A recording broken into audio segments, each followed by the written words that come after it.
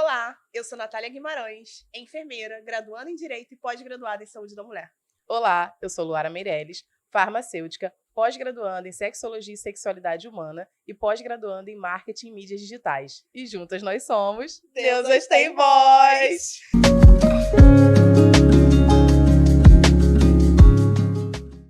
Vamos para mais um episódio. Hoje nós vamos estar falando sobre sexualidade sem etarismo, um assunto que muitas das vezes é um tabu, mas que precisa ser debatido. Exatamente, muito bem debatido. Hoje nós temos a nossa apoiadora, que é a Anastácia. A Anastácia, ela vende produtos de sexy shop e também faz chá de lingerie. Ela trouxe uma amostra pra gente sobre produtos maravilhosos e nada mais justo. Do que falar sobre eles também, porque isso também faz parte do nosso tema de hoje. Anastácia, muito obrigada. Tá? A gente também tem surpresas com a Anastácia, mas ainda não podemos passar para vocês. Mas a gente pode liberar que vai ter cupom de desconto. A gente está negociando qual percentual para colocar para vocês no nosso Instagram. Então, para quem não nos segue, já começa a seguir Deusas Têm Voz. E sigam também a Anastácia. Anastácia, com certeza. Vamos? Vamos lá, a sexóloga está preparada. Gente, essa mulher é muito chique. Então vamos para a nossa primeira pergunta e já vamos começar com os dois pés na porta. Existe liberdade sexual na terceira idade? Muitas pessoas acham que não, mas existe. Porque é incomum você ouvir falar de grupo de idosos, né, 60 a mais, que vão para casa de swing, que vão fazer grupo de suruba, que fazem menage, mas isso existe. Entre eles, existem idosos que fazem o contrato, né, de pessoas que são profissionais do sexo. Eu sou da moda antiga, não falo job, né?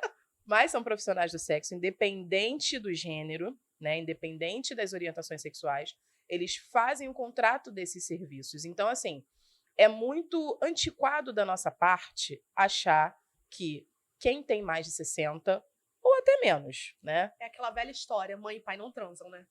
E transam muito. Não queria dizer nada, Mas vocês só não escutam. E tem essa liberdade. É de agora. Eu acho que a gente está começando a ouvir um pouco mais, pelo menos eu, no meio onde eu convivo, né? Se eu sou uma profissional de sexologia, eu tenho muitas aberturas para isso. Mas não é tão comum de você ver numa roda de conversa normal. E se você escuta, você se impacta. Né? Eu sempre vou lembrar de uma fala da minha mãe com a minha avó. Que a minha avó falou assim: ai, Vera, seu pai estava me procurando. E minha mãe falou: nossa, que falta de respeito do meu pai. Tudo bem, na época eu também achei, assim, eu não tinha nem que estar ouvindo, né? Porque eu devia ter, sei lá, 9 anos. Eu falei: nossa, meu avô safado, né? Mas depois, estudando, já na faculdade de farmácia também, gente, o prazer ele não morre. E o sexo é uma necessidade básica humana, ele tá lá na base da pirâmide. Na base Mas da a pirâmide. gente não foi criada tendo essa liberdade para poder falar de sexo. Se a gente não teve essa liberdade na nossa adolescência, na nossa fase adulta, né? A gente tá Hoje a gente também ainda não tem. Liberdade, a gente tá tentando aqui, né? A gente precisa lutar por ela, a gente precisa realmente botar o pé na porta por ela. Mas a terceira idade já vive vários preconceitos. Realmente é um etarismo, né? Então, assim, respondendo a sua pergunta, tem. Todo mundo sabe? Nem todo mundo. Tem pessoas que se identificam com esses núcleos e se conectam? Tem. Tem pessoas que não e vivem suas vidas da forma que são convenientes para elas. Assim, não quer se envolver com mais ninguém, se já ficou viúvo, viúva, que quer viver uma vida mais tranquila, que tem seus receios. O campo é aberto, independente de qualquer situação, né, para eles de escolha. Então, existe.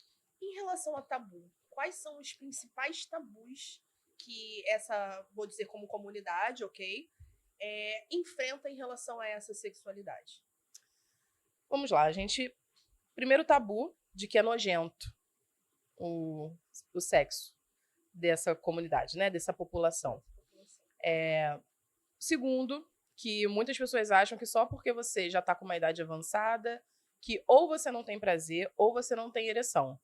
A gente acha até estranho idoso beijar na boca, que é o mínimo. É o mínimo. Gente, por que não? Eu fico lembrando daquele coisa do carnaval. A pipa do vovô não sobe mais. Sobe. E sobe muito. Hoje em dia nós temos medicações que auxiliam. A gente tem fisioterapia pélvica, que homens também fazem fisioterapia pélvica. Corrigindo a minha frase. Pessoas com pênis fazem fisioterapia pélvica. Então, assim, não é só uma coisa segregada para a mulher. O que compromete um pouco essa questão? Automedicação. Porque a gente está falando de uma população que não tem mais a nossa idade. Não tem 30, 20 e poucos anos. Até a gente que já está na casa dos 30, é um pouco arriscado sair tomando, né, os vasodilatadores que servem para uma situação, acabaram tendo efeito colateral para ereção, e sai tomando. Tem um risco, né? Então, essa galera, população 60 a mais, tem outras comorbidades. Então, costuma ter pressão alta, tem uma questão de diabetes. Estou falando de doenças tradicionais, né? Existem outras situações muito mais específicas que não convém, mas tem pessoas que têm. Então, diabetes, hipertensão, artrite reumatoide, são várias situações que, se você está tomando uma medicação, você não pode tomar essa, por exemplo. Você pode ter uma interação medicamentosa e parar na porta de um hospital. Às vezes não tem como recuperar. Tem casos, assim, não ficam sendo tão divulgados, mas de pacientes que chegam a óbito. É aquele famoso cara, o homem morreu no motel com a mulher porque tomou um vasodilatador, né? A gente vira e mexe, a gente lê esse tipo de notícia, mas por conta dessa, vou dizer, como uma falta de educação em saúde. Sim. Assim, ouvindo você falar de tabu, isso me remete a essa população muito a crianças. Como assim, Natália? De esconder, com medo de que alguém descubra de que tá fazendo tal ato. Uhum. É claro que essa situação sexual nada tem a ver com criança, mas o medo que o idoso tem de contar um fato, de buscar a informação. A gente tem batido muito na tecla da educação em saúde, a gente tem conversado sobre, e você vê que até pessoas que têm um pouco mais de vivência do que a gente, escondem. E aí a gente bate na tecla do quê? Das ISTs. A população idosa está com um nível altíssimo de IST. Uhum. HIV, então. Porque fazer uma pesquisa, né? A gente não vem aqui para falar com vocês sem conhecimento técnico, sem buscar conhecimento técnico. Então a gente vai nas bases, tanto internacionais e nacionais, para fazer um apanhado. A taxa de idosos 60 a mais que estão com diagnóstico de HIV aumentou. Ah, Luara, mas o aumento é muito alto, é muito baixo? Qualquer aumento é significativo, isso é muito importante. E tem a questão do diagnóstico tardio, porque é um tipo de infecção que você pode contrair e ficar num período de latência. Então, ela fica meio que adormecida ali durante alguns anos. É uma doença silenciosa, né? Extremamente silenciosa. Então, se você já tem uma comorbidade, isso pode se complicar. Ou se você tiver uma doença, né, emergente da sazonalidade, pode calhar de ter um acometimento por conta do HIV e ali se descobrir. Então, assim, tem a questão do diagnóstico tardio, tem a questão da falta de prevenção, porque... E aí é uma questão de desmistificar a cabeça do idoso, né? Mas eu já tô velho mesmo. Vou usar camisinha pra quê? Tá bom, os prazeres da vida. Mas você pode viver com qualidade, você pode se prevenir. Pouco se fala da PrEP para essa população. Fala um pouco da PrEP. Vou falar da PrEP.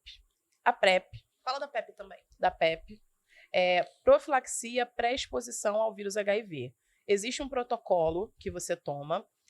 Tem a PrEP por demanda e a PrEP de uso diário. A PrEP por demanda, você vai calcular, né? Hoje é, sei lá, domingo, eu vou transar na segunda, então 24 horas, 48 horas antes eu vou tomar depois, 24, 48 horas depois. E ali acaba. Só que eu acho que assim, e aí eu falo como profissional de saúde, eu acho que você fica muito suscetível.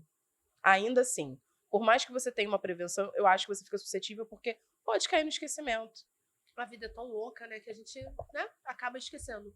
Acaba esquecendo como que faz o protocolo. E tem, quando você recebe essa medicação pelo SUS, tem o passo a passo de como você vai tomar. Mas ainda assim, você pode deixar. Se você às vezes não toma seu remédio da hipertensão, você vai lembrar de tomar a PrEP. Então, assim, eu acho que precisa ser um uso contínuo, na minha opinião, né? Eu acho que fica mais fácil de você aderir ao tratamento. Aí tem um período de tomada, que é por uma semana. Acho que mulheres uma semana, homens um período mais curto, né? Eu falo homens e mulheres porque tem a questão hormonal, a questão do sexo biológico, então foi feito com esse parâmetro.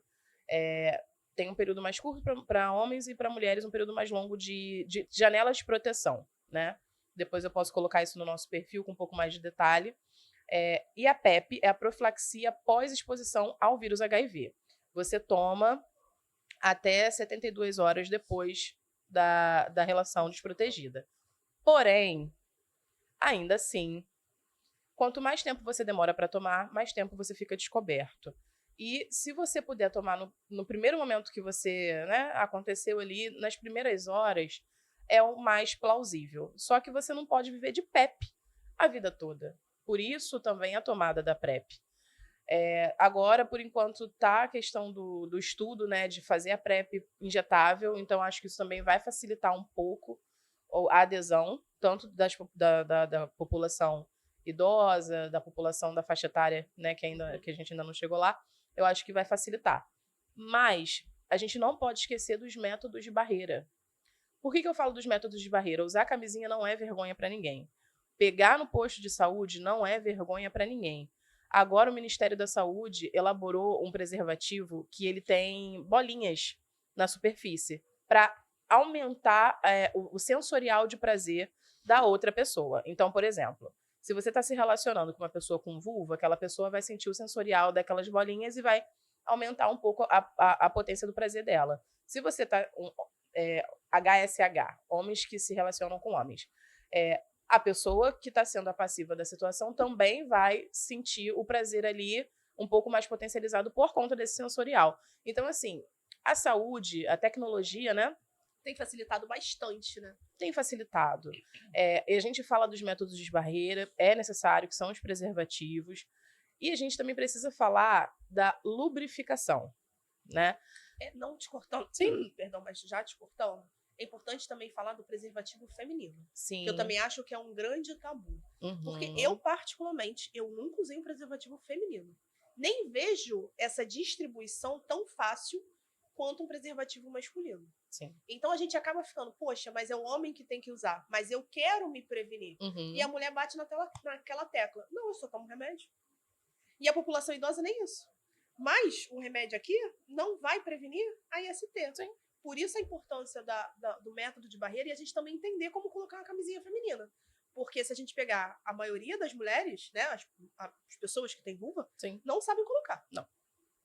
E assim, não é tão simples, mas também não é tão difícil. Eu tenho várias em casa e por uma acaso do destino não trouxe, que bom. Mas ela tem um anel na sua base, né? E aqui tem tipo uma proteção, um anel e uma proteção aqui. E ela na extensão e o bocal, que é o mesmo material, né? O látex é o mesmo. Vai dobrar como se fosse um 8 e vai inserir e vai soltar. E uma coisa muito importante, vai ficar no canal vaginal, então as pessoas com vulva vão se proteger. Ah, mas o parceiro não quer, a pessoa que tem... Aí é uma questão da pessoa, então ela simplesmente vai embora, um beijo e um abraço. Não vale a pena o risco. E esse preservativo vaginal, ele serve para o canal do reto. O que muita gente não sabe, muita gente acha que não deve usar. Mesmo método de aplicação, fiz o 8, inseri. Por quê? A gente tem que ser realista. A gente, enquanto profissional de saúde, a gente não pode ficar com aquelas barreiras do preconceito.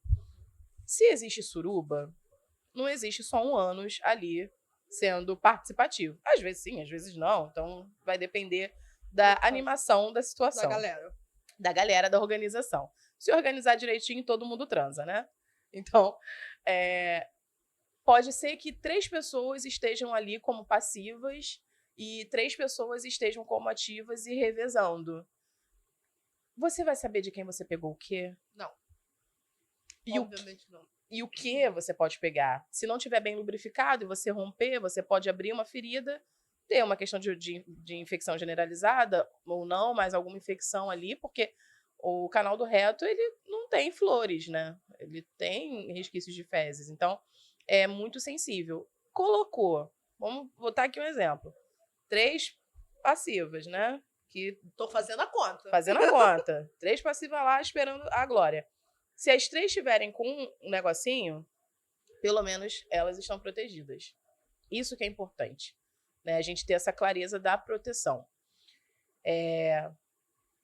Se vão usar, se não vão usar, eu acho que seria prudente utilizar, né? Agora, você não pode, por exemplo, lubrifiquei o canal e coloquei, porque às vezes pode escorregar, pode sair O atrito, né? o atrito. Não pode lubrificar como se fosse fazer sem a proteção. Então tem que botar só um pouquinho para facilitar e tá todo mundo bem ali esperando. E assim, em relação também a ISTs, como você falou que a gente busca bases para poder trazer para a galera que escuta, o sexo anal, ele tem esse risco de infecção maior do que o sexo vaginal. Por quê? Por causa do atrito. É uma área muito mais vascularizada do E que menos lubrificada. e menos lubrificada. Então a tendência daquela área ali ter um vaso rompido e no atrito a pessoa tem alguma doença, alguma comorbidade e levar para essa pessoa que é passiva é gigantesca. Então eu falo isso em forma de conscientização. É bom, é gostoso, é ótimo, mas o risco de trazer alguma IST é gigantesco. Sim. E a gente só, quando a gente ouve IST, as pessoas só se preocupam com o quê? HIV. E no máximo uma sífilis. Mas tem tantas outras. Mas quantas ISTs não tem? Um cancro mole, uma gonorreia, uma Hepatite. donovanose, uma hepatite. Hepatite C não tem cura. Uhum. E as pessoas não estão nem aí pra hepatite. Não. Então, é realmente trazer essa conscientização que o sexo é bom, é gostoso, pode ser feito de 1000 formas, Sim. mas que há um risco muito grande. Voltando agora para essa população, essa comunidade idosa, quais são as mudanças fisiológicas que você, como sexóloga, enxerga que pode trazer essas mudanças no sexo? A primordial é a menopausa e a andropausa. O que é andropausa? A andropausa é como se fosse a menopausa do homem. Homem, vamos entender homem como homem biologicamente nascido, enfim, e identificado com essa questão. Por quê? Existe a variação das taxas hormonais. Isso acontece para qualquer pessoa com o avançar do tempo, com o avançar da idade. A gente fala muito da menopausa porque é uma situação muito latente, não, né? Mas muito evidente nas mulheres, porque é uma mudança muito brusca. Queda hormonal, aí queda de libido, ressecamento vaginal, desconforto na hora de realizar a prática do ato sexual, independente da penetração, ser com dedo, com toy ou com pênis. Então, assim, é porque a gente também precisa... A gente precisa entender as formas de penetração, né? As formas de penetração. A gente não pode ficar condicionado que penetração é pênis. E por si só, a andropausa, você tem várias outras situações, como a flutuação da taxa da testosterona.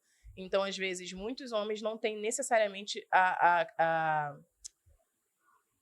Calma, que eu me perdi aqui na palavra. Ai, gente, vou falar broxar por falta de lembrança. Disfunção erétil. Disfunção erétil, olha só. Tá bom, vamos dar um desconto. Tudo bem. A disfunção erétil.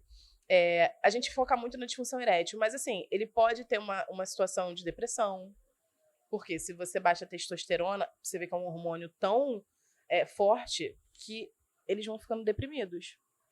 E vão se minguando. Né? E aí você olha, você associa que, mas porque não tá transando, porque tá com disfunção erétil. É bom dar uma investigada. É bom fazer esse mapeamento, não só todo mundo fala, associa o geriatra à pessoa 60 mais. Mas a gente tem que começar como se diz, entender que existe ginecologista para as mulheres 60 mais, proctologistas para mulheres e homens, urologistas para os homens 60 mais. Então, assim, é necessário fazer um acompanhamento multidisciplinar, porque não é só a questão da saúde sexual, é a saúde como um todo.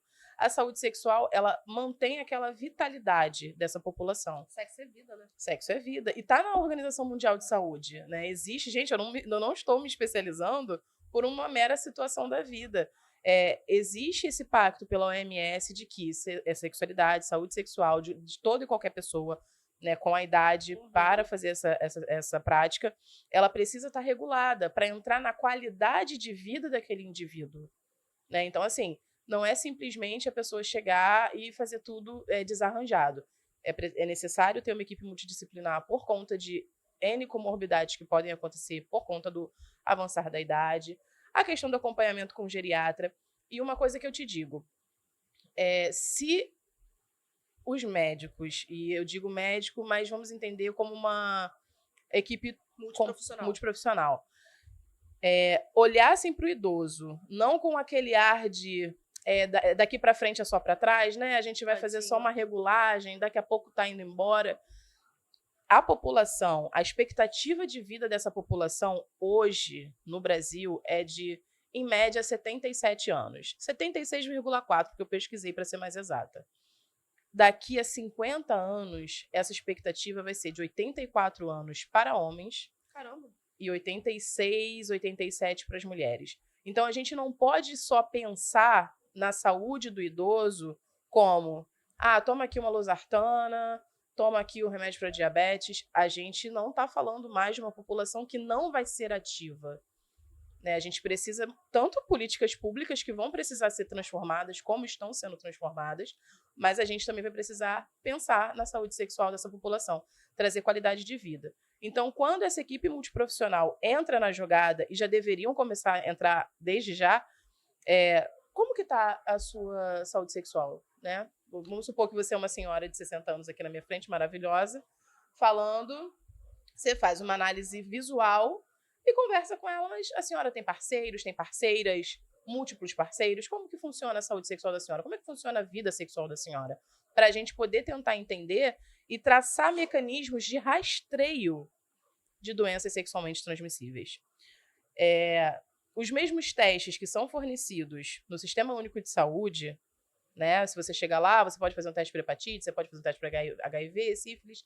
Esses testes também deveriam ser disponibilizados nesse tipo de atendimento, nessas consultas. Isso também deveria ser levado em consideração porque facilitaria o rastreio e o tratamento. E aí eu reforço o que eu falei da última vez. Prevenir é melhor do que você tratar. Porque o tratamento costuma ser muito mais caro, não só financeiramente falando, mas também em qualidade de vida. Mas quando a gente fala de saúde, eu acho que ainda tem também essa barreira com os próprios profissionais, igual você falou. A gente olha, eu preciso que essa pessoa tenha saúde. Eu só olho para o corpo, para a materialidade. A gente tem esse problema com saúde mental e também com a saúde sexual e de vários outros campos que talvez agora nem eu como enfermeira e nem você como farmacêutica, a gente consiga visualizar, mas de que essa pessoa ela precisa para ter uma qualidade de vida. Porque se a gente pegar o conceito de saúde e levar na ponta do lápis, ninguém aqui tem saúde. Todo mundo aqui é doente de uma forma ou de outra. Eu tô no rol. Então, a gente tem que começar a ter esse olhar também para a vida sexual. É muito fácil a gente ter 30 anos, 31 anos e falar sobre sexo, e mesmo assim as pessoas ainda têm muito tabu. A gente bateu agora muito na tecla da disfunção erétil, também falamos da secura.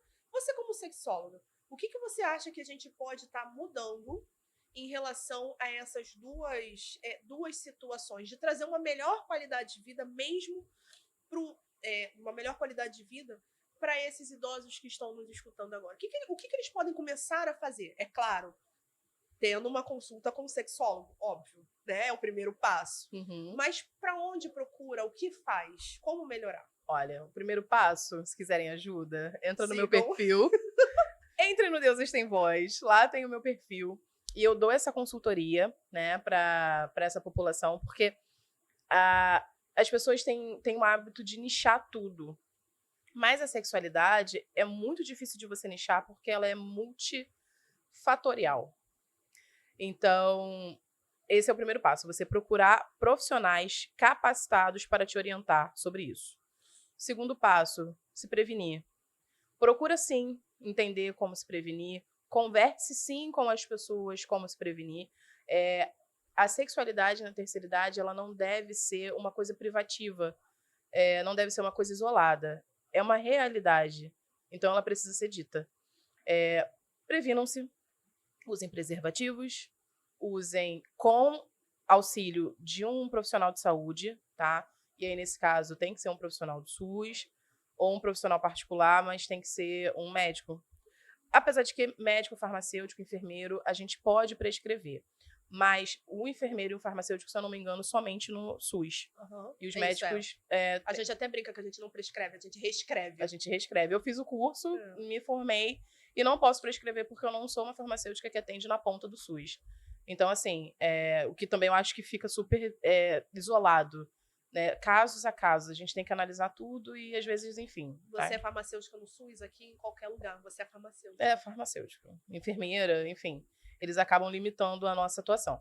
Mas que você procure o seu médico, né, de rotina, converse sobre isso, ele vai te indicar um profissional, onde você vai poder falar sobre isso.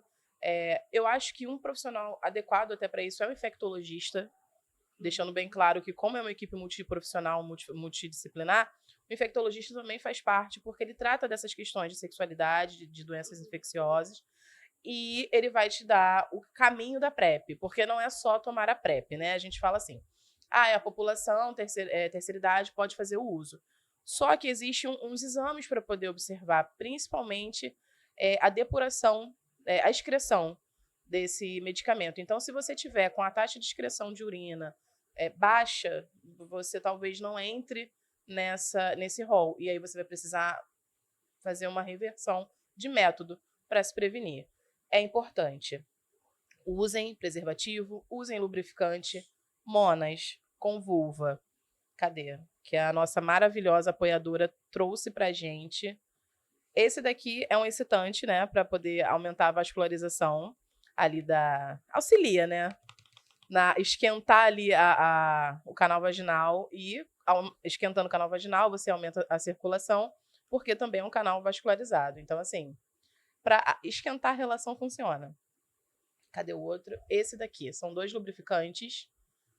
Não sei se dá para pegar na câmera direitinho. Esse daqui é a base de água. Ele pode ser utilizado com preservativo. Só que ele acaba um pouco mais rápido. Existem outros modelos, mas o lubrificante à base de água, normalmente você tem que ficar repondo se você utiliza com preservativo. E aí depende da forma como você vai abordar. Esse daqui é a base de silicone. Lubrificante à base de silicone. E você não pode usar com preservativo. Então, é importante deixar claro essa diferença, porque o preservativo ele pode se romper, pode ficar uma situação... Então, assim, ao invés de você se proteger, você vai estar se expondo. Então, o que eu recomendo? Quer usar o lubrificante de silicone? Masturbação. Ótimo. A gente chega a um determinado momento com a menopausa, com outras situações hormonais, a gente tem um ressecamento do canal vaginal, o que é completamente comum. Para isso, existe toda a preocupação com a reposição hormonal, para que seja feito o equilíbrio daquela região também, não só daquela região, o corpo como um todo, mas a resposta também vem ali. Então, quer fazer a masturbação para facilitar o sensorial, utilize isso aqui. E se você for usar com parceiro, com uma parceira, utiliza a base de água. E, né, se vale uma moeda-chave, porque eu sou uma mulher, né, tenho minha vulva aqui bonitinha, usem sugador. Eu tenho que falar sobre isso, não tem como. Esteja aberto. Esteja aberta. Aqui. Você tá lá com seus 60 a mais e tá assim... Ai, mas por que a vida... Mona, compra um sugador. A Anastácia tem uns sugadores maravilhosos. E assim, tem cupomzinho de desconto que a gente vai liberar para vocês no Instagram. Vocês vão descobrir o céu. Eu acho que a nossa host, ela deveria fazer um vídeo pra gente colocar no Instagram sobre esses produtos maravilhosos da Anastácia. Vamos fazer. Os principais, assim, só pra começar a brincadeira. Não, eu acho que é uma ideia. É um projeto que vai vir até o final de setembro. Vai dar certo. Vai dar certo. Lu, então, assim, pra gente terminar o nosso episódio de hoje, qual é o recado que você deixa pra galera 60 a mais sobre a sexualidade? O recado que eu deixo é: vivam essa sexualidade, não se privem por tabus talvez impostos pela própria família de vocês, pela cultura da nossa sociedade. Libertem-se, mas libertem-se com consciência. Libertem-se se prevenindo, libertem-se procurando profissionais de saúde para auxiliar. Deixo mais uma vez aberto o meu Instagram, a gente pode conversar. Eu posso dar essa consultoria para auxiliar vocês, porque eu sei que é um caminho complicado. Se a gente vem engessado de muito tempo e a população, a sociedade em si, não facilita, a gente precisa fazer com que nos aceitem. Então, sejam felizes. É sempre um prazer estar com você. Gente, vocês sabem que eu babo essa mulher, não adianta, né? Muito. E é um prazer estar aqui, mais uma vez dividindo a mesa, mais uma vez te escutando, vendo a sua pós-graduação, aquilo que você gosta de falar, aquilo que você luta, aquilo que você defende. E são pessoas que elas são, querendo ou não, segregadas. Então, mais uma vez, a gente está batendo numa tecla de pessoas que precisam ser ouvidas. E ouvir você falar, gente, passou tão rápido. Aí, voou, tá vendo? Foi muito Mas rápido. deu certo. Mas sempre é um prazer. Ai, obrigada.